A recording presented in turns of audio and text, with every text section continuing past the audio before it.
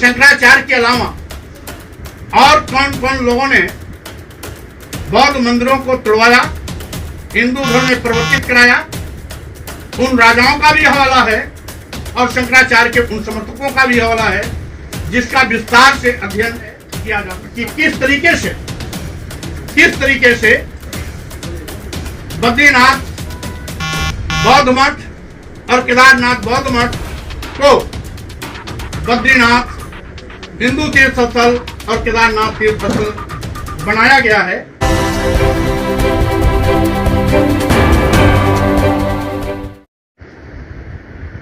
मस्जिद मंदिर मामले को उठाकर हर मस्जिद में मंदिर खोजने की बात करेंगे तो ये परंपरा उनके लिए महंगी पड़ेगी, क्योंकि अगर ये हर मस्जिद में मंदिर खोजेंगे तो लोग हर मंदिर में बौद्ध मठ भी खोजना शुरू करेंगे, क्योंकि ऐतिहासिक साक्ष्य और गवाह तथ्य इसके एक पुख्ता प्रमाण है कि जितने भी हिंदू धर्म तीर्थ स्थल बनाए गए हैं ये सब पहले कभी बौद्ध मठ थे। उसी क्रम में हमने बद्रीनाथ और केदारनाथ धाम की भी बात की थी, जिसमें मैंने कहा था 7वीं सदी के अंत तक 8वीं सदी के शुरुआत तक बद्रीनाथ बौद्ध मठ था। उसके बाद आज शंकराचार्य ने उसको परिवर्तित करा करके बद्रीनाथ धाम बनाकर हिंदू तीर्थ स्थल के रूप में स्थापित किया था। इस पर उत्तराखंड के माननीय मुख्यमंत्री जी ने भी एक तीखी टिप्पणी की थी और उन्होंने कहा था कि मौर्य जी ने हमारी आस्था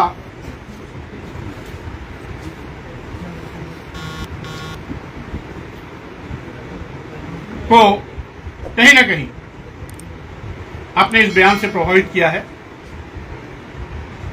मैं माननीय मुख्यमंत्री से केवल इतने कहना चाहता हूं, उत्तराखंड के सबकी आस्था महत्व रखती।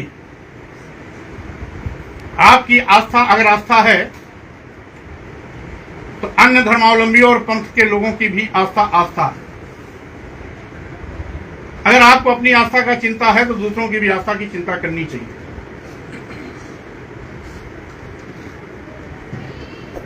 एक पूज्य शंकराचार्य ने भी कहा था कि मौर्य जी राजनीतिक बयान दे रहे हैं। यह शुद्ध रूप से भारतीय संविधान की मंशा के अनुरूप सभी धर्म पंथ का सम्मान करते हुए देश में भाईचारा स्थापित करने के लिए दिया गया बयान है। इसको कि कोई भी अपने भावना और आस्था का हवाला देकर हवाई बात करने से बाज आए, बल्कि गंभीरता से चिंतन करे और ऐतिहासिक साक्ष्यों की ओर जाएं। इसी क्रम में सबसे पहले मैं महापंडित राहुल संस्कृत्यायन, जिन्होंने पूरे विश्व का भ्रमण किया, सैकड़ों उनकी लिखी हुई किताबें हैं, वो बद्रीनाथ धाम जाकर के वहां जो कुछ भी उन्होंने देखा, हिमालय परिचय एक राहुल संस्कृत्यायन, इसमें उन्होंने लिखा है मूर्ति का अवलोकन कर और साथ ही साथ वहां राहुल संस्कृत्यायन की समय में जो उसके मुख्य पुजारी होते हैं, जिसको रावल कहते हैं, उस समय के रावल जी और भूतपूर्व रावल श्री वासुदेव जी से बात करने के बाद उन्होंने कहा था, इस प्रकार इसमें संदेह नहीं रह गया कि मूर्ति बुद्ध की है। बद्रीनाथ की मूर्ति अखंड रहने पर बहुत सुंदर रही होगी, इसमें संदेह नहीं। उसके छाती, कमर आदि सारे अंग बिल्कुल ठीक अनुपात में है। वर्तमान रावल चीवर के छोर को यज्ञोपवीत मानते हैं। 30 वर्षों से नजदीक से देखने वाले भूतपूर्व रावल इसे बुद्ध की मूर्ति मानते हैं। उन्होंने सारनाथ आदि में जाकर बुद्ध की ऐसी ही मूर्तियां देखी हैं। सिर के पिछले सुरक्षित भाग में बुद्ध की तरह ही बाल है और यह भी बतला रहे हैं इस प्रकार मूर्ति बुद्ध मूर्ति की हो सकती है। यह है राहुल संस्कृत्यायन जी का प्रस्तुत तथ्य आपके सामने। इसके बाद हम आते हैं एक महान इतिहासकार एडविन टी एटकिंसन, जिनकी पुस्तक है the Himalaya gazetteer volume 2 part 1। Edwin T Atkinson, Cosmo publication, new Delhi, 1981, page 463। यानी इस पुस्तक में उन्होंने विस्तार से लिखा है कि जैसे कि हमने देखा बौद्ध धर्म 7वीं शताब्दी के कुमायूं में काफी हद तक स्थापित हो गया था, लेकिन 7वीं शताब्दी के मध्य में ह्वेनसांग की यात्रा की तारीख और शंकराचार्य के फलते फूलते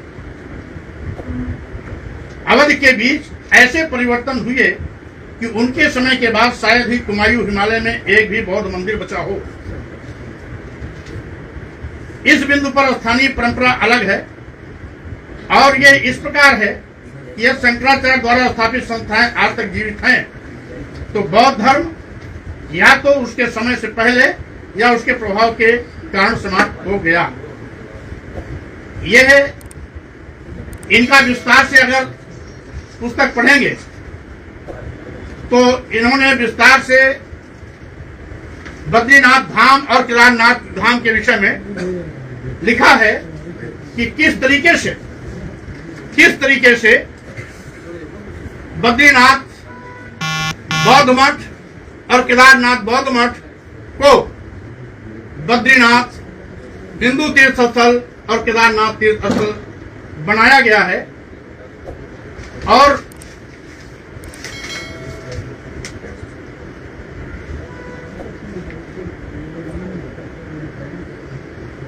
इसी के साथ ही साथ doctor Taylor, doctor Bernal Wilson और हर्सन द्वारा किए गए चीनी यात्री ह्वेनसांग के यात्रा का विवरण का अध्ययन पर हवाला देते हुए अपने विख्यात गेजेटियर ऑफ हिमालयन डिस्ट्रिक्ट के ग्रंथ 2 के भाग 2 Buddhism in Kumaon in the 17th century में भी लिखा है, पेज 463 और पेज 465, यानी 463 से लेकर 465 के बीच में बद्रीनाथ और केदारनाथ के बीच में लिखा है कि बद्रीनाथ और केदारनाथ के प्राचीन बौद्ध स्वरूप और शंकराचार्य द्वारा उनके परिवर्तन का विस्तृत वर्णन इन पेजों पर उल्लिखित किया गया है। और इसी 463 और 65 के बीच में उन्होंने यह भी लिखा है कि इसी हिमालयी तीर्थ स्थल से बौद्ध धर्म तिब्बत भी गया है। यानी जो बद्रीनाथ बौद्ध मठ था, केदारनाथ बौद्ध मठ था, वहीं से तिब्बत भी बौद्ध मठ का धर्म प्रचारित प्रसारित किया गया था, तिब्बत भी वहीं से धर्म गया था। इसका भी उल्लेख इसी पुस्तक में विस्तार से लिखा गया है। साथ ही साथ शंकराचार्य के अलावा और कौन कौन लोगों ने बौद्ध मंदिरों को तोड़वाया हिंदू धर्म में प्रवर्तित कराया, उन राजाओं का भी हवाला है और शंकराचार्य के उन समर्थकों का भी हवाला है जिसका विस्तार से अध्ययन किया जा सकता है। संक्षेप में मैंने उसका हवाला आपको दे दिया, विस्तार से इस पुस्तक का सहारा आपको लेना पड़ेगा। इसी के साथ ही साथ एक दूसरे जाने माने अपने इस देश के हिंदी के विद्वान, महान साहित्यकार और महान इतिहासकार काशी प्रसाद जायसवाल सिंचन खंड 1 जो रामेश्वरम के विषय पर लिखा है, रामेश्वरम धाम, उसके विषय में लिखा है कि मंदिर के दोनों फटकों के उच्च शिखर दूर से देख पड़ते हैं। वह भुवनेश्वर, बुद्ध गया आदि स्थानों के बौद्ध स्तूपों का स्मरण कराते हैं। द्वार पर खड़े होकर ऊपर देखा तो बौद्ध काल की कारीगरी देख मन में बड़ा विस्मय हुआ। अंदर जाने के लिए एक पत्थर ऊंचे खंभों पर पटा हुआ एक मार्ग है जिसमें द्वार के पास कुछ कौड़ी त्याग की दुकानें हैं। ऐसा मार्ग या गली मंदिर की चारों ओर है। यह मठों के भीतर भिक्षुओं के टहलने और पढ़ने के स्थान के समान है। इनके विस्तृत विशाल स्तंभ बड़े श्री द्योतक है। मुख्य फाटक पर नंदी नहीं, बौद्ध काल का पवित्र जंतु हाथी है। और साथ ही साथ उन्होंने ये भी कहा कि इसमें खड़ी हुई मूर्तियां भगवान जो श्री विष्णु की बताते हैं वो भगवान बुद्धदेव की है। इसी के साथ ही साथ आगे लिखा, मन में तर्क उठता है कि विशाल पाषाणमय मंदिर क्या था। मंदिर की कला, बुद्ध की मूर्ति, द्वार पर हाथी, ये सब बातें यही बताती हैं कि यह बौद्ध काल में बौद्ध मंदिर था। यह रामेश्वरम के विषय में ऐतिहासिक साक्ष्य के रूप में संदर्भ दिया गया है। संदर्भ सरस्वती भाग 11 संख्या 12 जुलाई 1910 पृष्ठ 535 से लेकर 37 तक। इस प्रकार के तमाम ऐसे ऐतिहासिक साक्ष्य और दृष्टांत हैं जिस सत्य को स्वीकार करना चाहिए। इन ऐतिहासिक साक्ष्यों के प्रस्तुति के पीछे मेरी मंशा किसी की भावना आहत करने का नहीं, बल्कि उन लोगों को सावधान करना है जो हर मस्जिद में मंदिर खोलने की कोशिश कर रहे हैं। अगर आप हर मस्जिद में मंदिर खोजेंगे तो स्वाभाविक रूप से हर मंदिर में बौद्ध मठ खोजने वाले भी आपको चुनौती देने के लिए आ जाएंगे।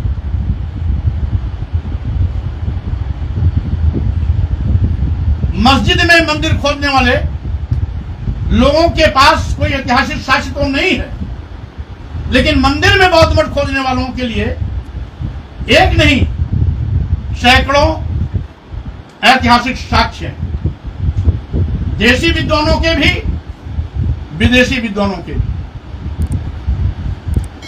और उन विद्वानों में हमारे ब्राह्मण समाज के भी विद्वान और इतिहासकार शामिल हैं। इसलिए सच को छिपाने से अच्छा है सच को स्वीकार करें। और जिस प्रकार से आपको अपनी भावनाओं के सम्मान का ख्याल रहता है, उसी प्रकार से और भी धर्मावलंबियों के सम्मान की भावनाओं का सम्मान करने की बात अगर आप अपने दिल मन में रखेंगे तो शायद नफरत खत्म होगी, मस्जिद मंदिर का मामला खत्म होगा, हिंदू मुसलमान का मामला खत्म होगा, और जो हमारी संस्कृति है हिंदू मुस्लिम सिख ईसाई सब है आपस में भाई भाई की बात आगे बढ़ेगी, आपसी सौहार्द भी सुरक्षित रहेगा, भाईचारा भी सभी में बना रहेगा, भारतीय संविधान की मंशा का भी पालन होगा, राष्ट्र भी सशक्त होगा। मैं अभी आप सभी इलेक्ट्रॉनिक और प्रिंट मीडिया के सभी सम्मानित साथियों को मैं बहुत धन्यवाद देता हूं कि आपके माध्यम से ये सभी ऐतिहासिक साक्ष्य पूरे देश के सामने परोसा जाएगा। धन्यवाद। मौर्य जी एक सवाल है जी। जिन राहुल सांकरतायन का आपने नाम दिया, उन्होंने अपनी किताब वोल्गा से गंगा में लिखा है कि जो ब्राह्मण थे वो गाय का मांस खाते थे, क्या ये भी सच है? अभी हम अपने सीमित बिंदु पर रहना चाहते हैं, उचित अवसर आने पर आपके प्रश्न का उत्तर दिया जाएगा। दूसरा सवाल हमारा ये है कि ये आपने जो आज बोला है, ये आप सपा महासचिव की हैसियत से बोल रहे हैं या आपकी ये व्यक्तिगत बात है? क्योंकि थोड़ी देर बाद सिखपाल भी हो सकता है आपकी इन सब बातों का खंडन करते हुए ट्वीट जारी कर दें। वो क्या कहते हैं क्या करते हैं, क्योंकि हमारी उनकी कोई वार्ता नहीं हुई। प्रसंग आया, किसी पत्रकार ने इस संबंध में प्रश्न किया था, मैंने अपनी ऐतिहासिक जानकारी के मुताबिक उसको उत्तर दिया था, और जब एक सम्मानित पूज्य शंकराचार्य जी ने सवाल किया कि स्वामी प्रसाद मौर्य जी ऐतिहासिक साक्ष्य दें, और साथ ही साथ माननीय मुख्यमंत्री उत्तराखंड ने अपनी धार्मिक भावनाओं का हवाला देते हुए ऐतराज जताया, उस परिप्रेक्ष्य में मैं ऐतिहासिक साक्ष्य दे रहा हूं, और पत्रकार के एक प्रश्न के उत्तर में मैंने जवाब दिया था, जिससे ये बात आगे बढ़ी। एक सवाल मायावती का ये कहना है कि समाजवादी पार्टी इस तरह के बयान, तो आप इसको चैलेंज करेंगे कोर्ट में अगर जरूरत पड़ी भविष्य में?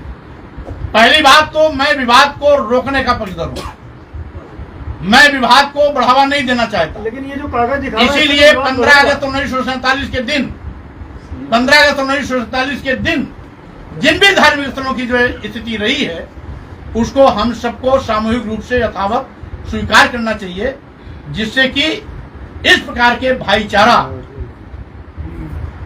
अमन चैन में नित्य प्रति साजिश के तहत दखल देने वालों के साजिश का एक जवाब मिल सके। लेकिन ये जो दस्तावेज स्वामी जी आप दिखा रहे हैं, इससे तो ये विवाद बढ़ेगा ना, घटेगा क्यों? नहीं, तो हमने लोगों के मांगने पर दिया है ना। शंकराचार्य जी ने मांगा है, माननीय मुख्यमंत्री जी ने मांगा है, तो मैं साक्ष्य दे रहा हूँ, अन्यथा साक्ष्य देने की जरूरत नहीं थी। मायावती ये कह रही है राजनीतिक जो भावना फैला रहे हैं, घिनौनी राजनीति है, और ये सुश्री मायावती जी हमारी नेता रही हैं, मैं उनके हर प्रश्न का जवाब देना उनके सम्मान के विपरीत मानता हूं, लेकिन मेरी मंशा मुस्लिम और बौद्धों को खुश करने का नहीं है, बल्कि इस देश की जो तहजीब है वसुधैव कुटुंबकम का, भाईचारे का, हिंदू मुस्लिम सिख ईसाई समय अपने भाई भाई का, वो बना रहे। इसीलिए मैं सभी प्रकार के विवादों पर विराम लगाने का पक्षधर हूं। आपने रामचरित मानस की पंक्तियों को कहा, उसके बाद आज बौद्ध धर्म को लेकर कह रहे हैं, लगातार कुछ न कुछ कंट्रोवर्सी आपके बयानों के बाद। आज मैं जिस टॉपिक पर बोल रहा हूं उससे इतर ले जाने की कोशिश न करें। आपसे जुड़ा एक सवाल ये है जो आपने बोला है, स्वामी विवेकानंद क्या शंकराचार्य की तरह ही बौद्ध धर्म और बौद्ध मठों के खिलाफ थे? सवाल क्लियर है ना, या मैं दोबारा करूं? अभी मैंने डीएन झा द्वारा, इतिहासकार डीएन झा द्वारा ये नहीं उद्धृत, आप उससे सहमत है ना? तो स्वामी विवेकानंद के बारे में बता दीजिए। अभी जो ऐतिहासिक साक्ष्य आए हैं मैंने उसको प्रस्तुत करा, अभी मैं विश्लेषण नहीं कर रहा हूं, और विश्लेषण करने का इस समय वक्त भी नहीं।